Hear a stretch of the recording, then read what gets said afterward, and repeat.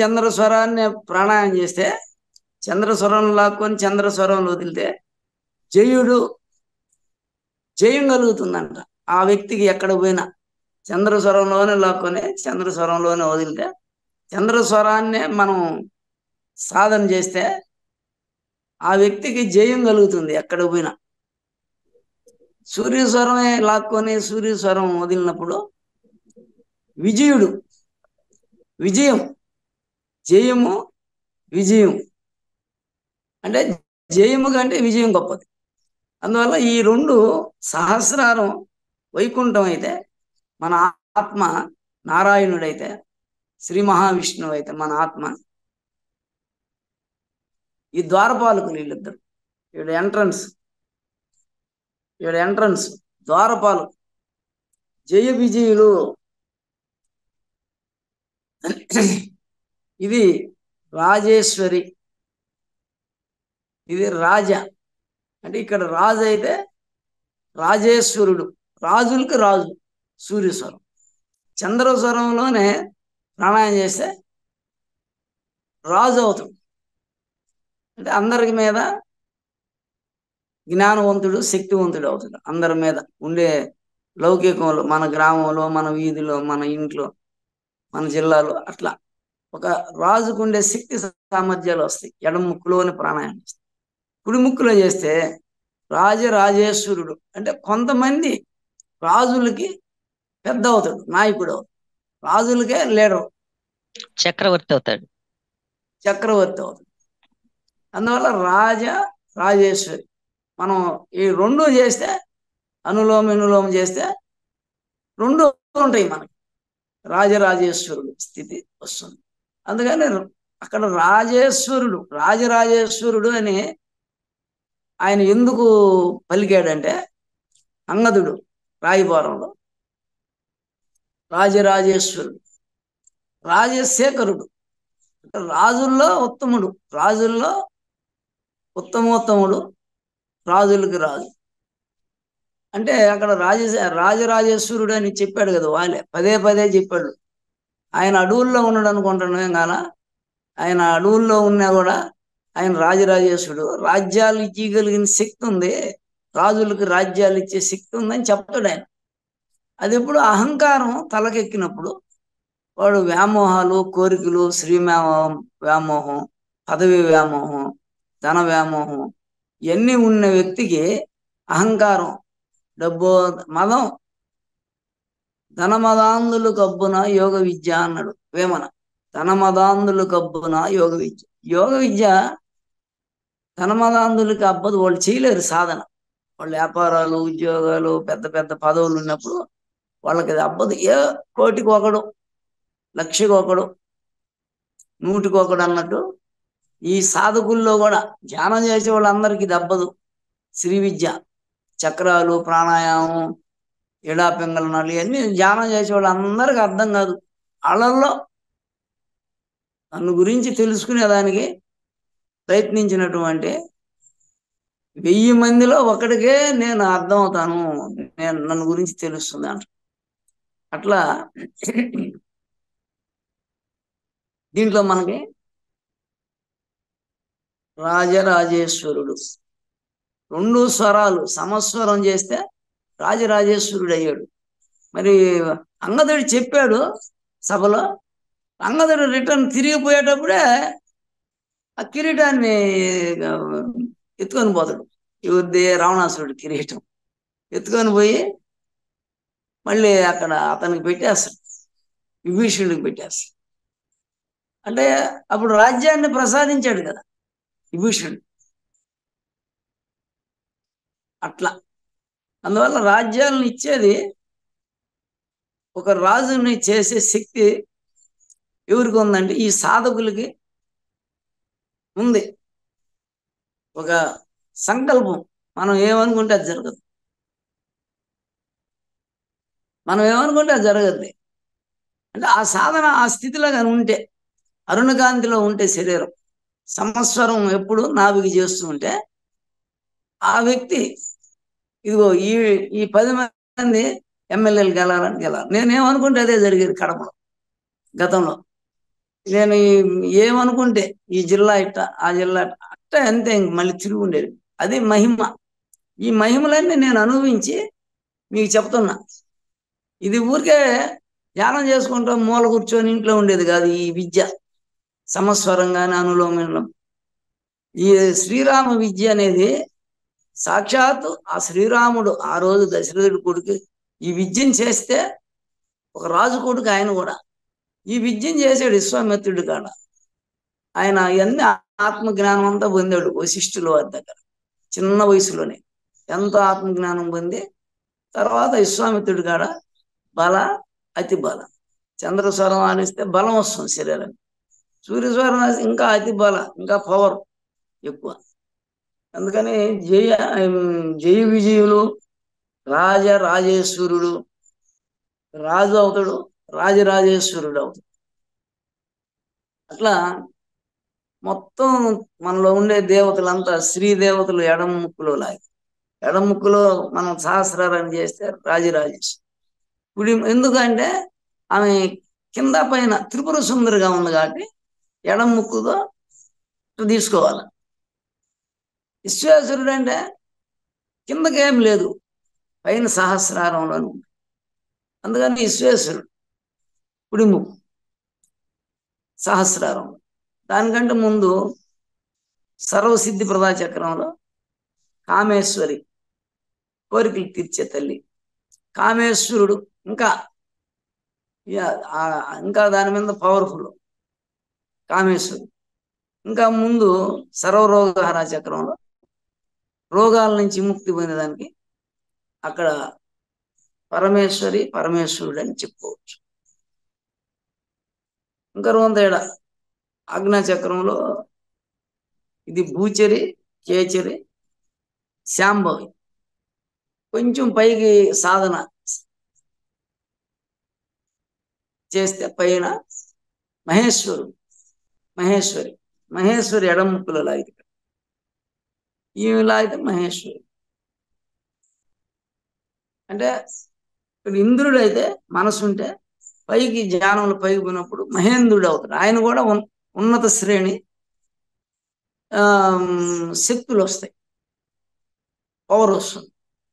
ఏడు మనసు పెట్టి చేస్తే ఇంద్రుడు పైకి మహేంద్రుడు. అందుకని మహేంద్రగిరి ఆ రోజు ధనుర్భంగం గావించినప్పుడు పరశురాముడు ఏడకే పోయింది. సాధన ఏడు చేస్తానండి, ఇక్కడ చేస్తానంట ఆజ్ఞలో. మహేంద్రగిరికి వెళ్ళిపోతాను, నా పుణ్యలోకాలను కొట్టే తపస్సు చేసి సంపాదించుకున్నట్టాను మళ్ళీ నేను అంటే ధనసు ఎక్కువ పెట్టాడు కదా రాముడిని. ధనసు ఎక్కువ పెట్టమను. అది కూడా వైష్ణవ ధనసు అంటే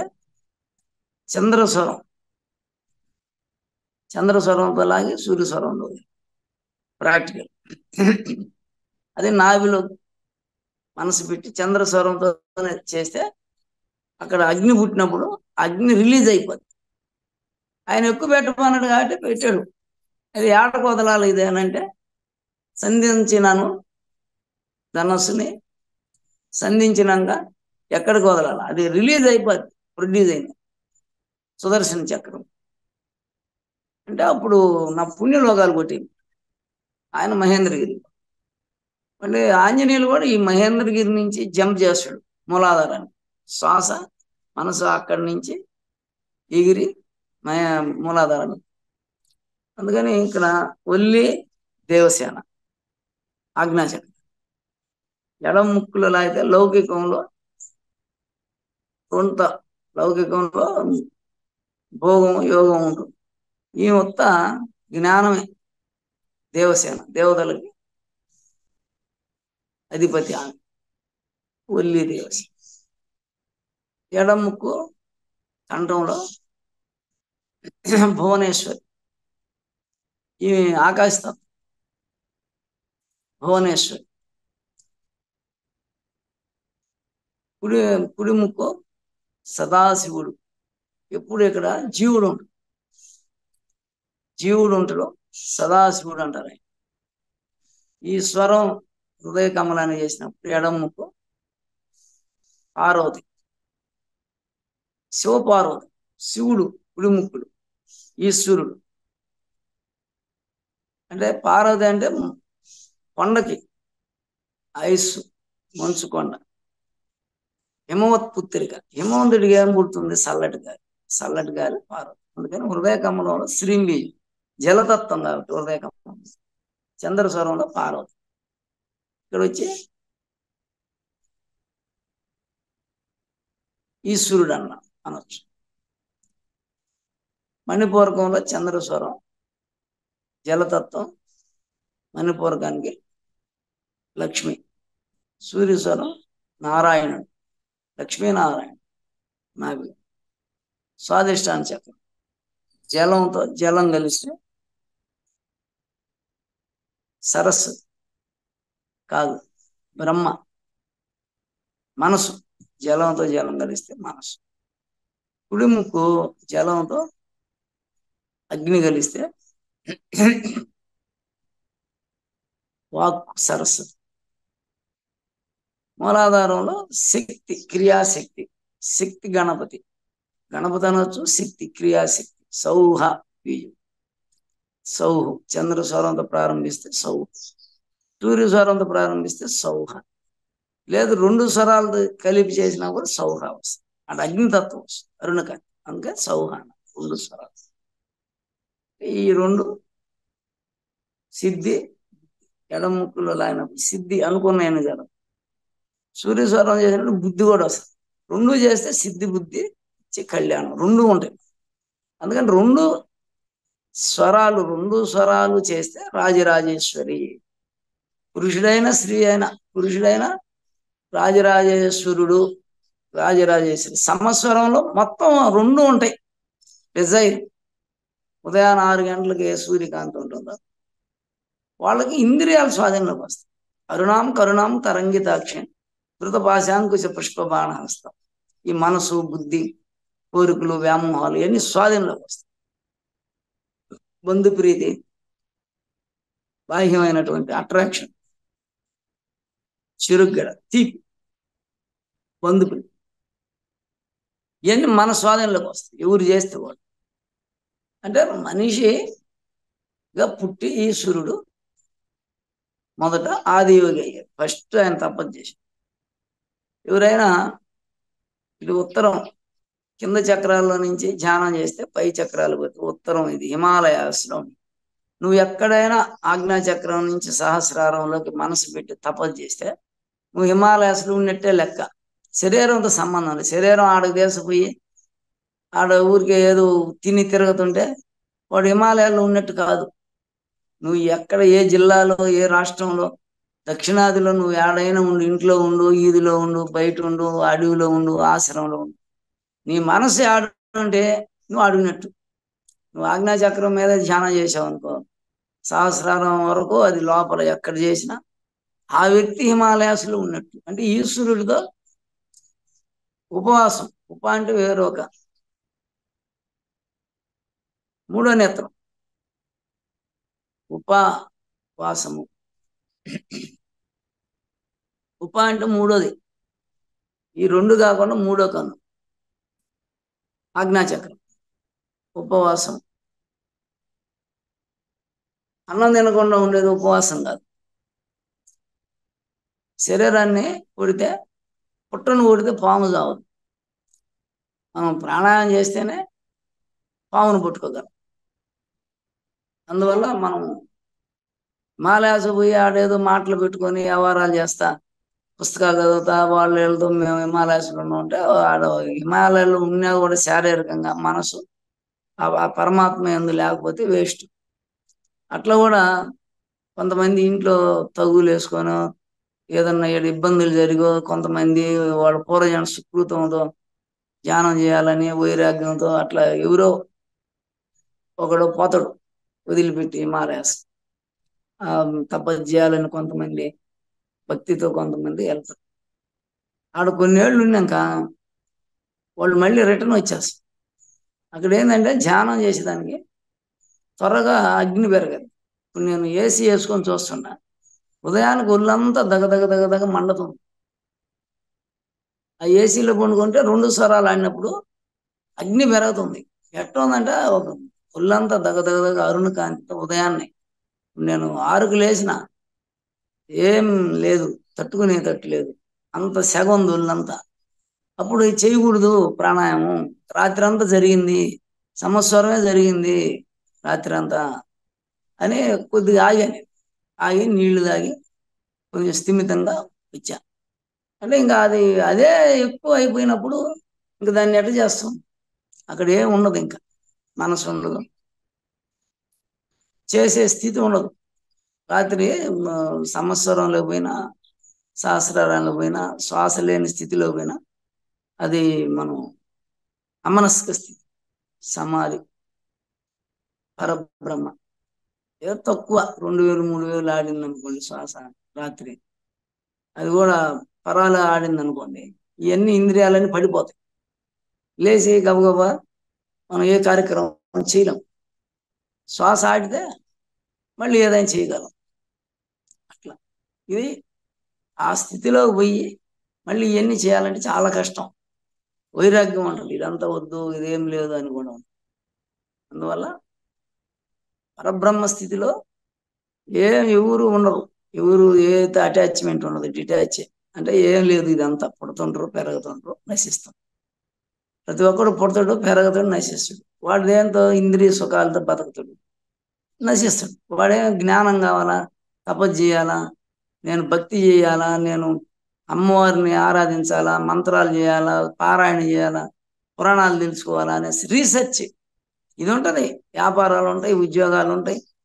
వీటితోటే ఎవరికో ఒకరికి అబ్బద్ది కొంత టైము. ఎప్పుడు ఆత్మజ్ఞానం కోసం రీసెర్చ్, జపము, ధ్యానము, పూజ, యజ్ఞాలు, ఏదో ఒకటి ఉండాలి సైడు, నిరంతరం అన్వేషణ. పురాణ ప్రవచనం ఇంటూ ధ్యానం చేయాల, ప్రాణాయామం. అదే మనలోనే ఇది లక్ష్మణుడు, రాముడు, లవుడు, కుశుడు. లవుడు ఓడిపోయాడు లక్ష్మణుడి చేతులు, కుశుడు ఓడిస్తాడు. కుశుడు అంటే ఆత్మజ్ఞానం, పవర్ఫుల్. లవు కుశులు అంటే వీళ్ళిద్దరు పట్టణ పడారంటే శ్వాస కానీ పట్టణ పడితే ఆమెకి, ఆమె రాముడిని వదిలేసి అయోధ్యలో పట్టాభిషేకమైన ఆమె వదిలి వెళ్ళిపోద్దా. ఎక్కడ పోయింది? హృదయ కమలం ఆశ్రమానికి వెళ్ళింది. అక్కడ లవకుశులు భూలోకి పోలామె. అంటే అక్కడ ఆజ్ఞాలో సహస్రారంలో రమిస్తుంటే రాముడితో ఈ శ్వాసం మొదలైంది కాబట్టి మధ్యలో గర్భం వచ్చిందంటే శ్వాసం మొదలైంది. అప్పుడు ఆటోమేటిక్గా ఆమె ఒక ఆశ్రమంలో చేరి, తర్వాత లవకుశులు పూర్తిగా శరీరాన్ని పట్టం కట్టినాక అంటే మళ్ళీ లౌకికంలోకి వచ్చింది. లవకుశులు ఇద్దరు ఉన్నారు. అప్పుడు ఆ మూలాధారానికి వెళ్ళిపోయి సమస్వరం లవకుశులు. వీళ్ళిద్దరిలో ఎవరో ఒకరు చంద్ర సూర్య విడివిడిగా ఆడినప్పుడు పరిపాలన. అప్పుడు రాముడు కూడా ఆయన అమృత ఓట, సరయు నది అంటే ఎప్పుడు నది అంటే అమృత ఓటలోకి వెళ్ళిపోతాడు, శ్వాస లయం అయిపోతుంది. ఆంజనేయ స్వామి బహిష్కృతుడు అయోధ్య నుంచి. ఇది శరీరమే అయోధ్య. ఇంకా శ్వాస పూర్తిగా జీరో పోయింది. అమృతోట వరకు ఆయన సరయు నదిలో అందరు దిగారంటే అందరు అమృతోట తాగారని అర్థం. అంత మర్మం. ఆయన అమృతోట అంటే మృతం లేనిది అమృతం, వైకుంఠం. ఎవరైనా ఆ స్థితిలో పోవచ్చు. ఆయన చేసిన సాధనతో జీవితాంతం అద్భుతమైంది. సమస్వరం చేశాడు, అనులోమ వినులోమం చేశాడు. అనులోమ వినులోమే లౌకికుల కిందకు వస్తుంది. సమస్వరమే రాముడు ఎప్పుడు ఉండేది. ఆయన అనులోమ వినులోమం కూడా చేశాడు.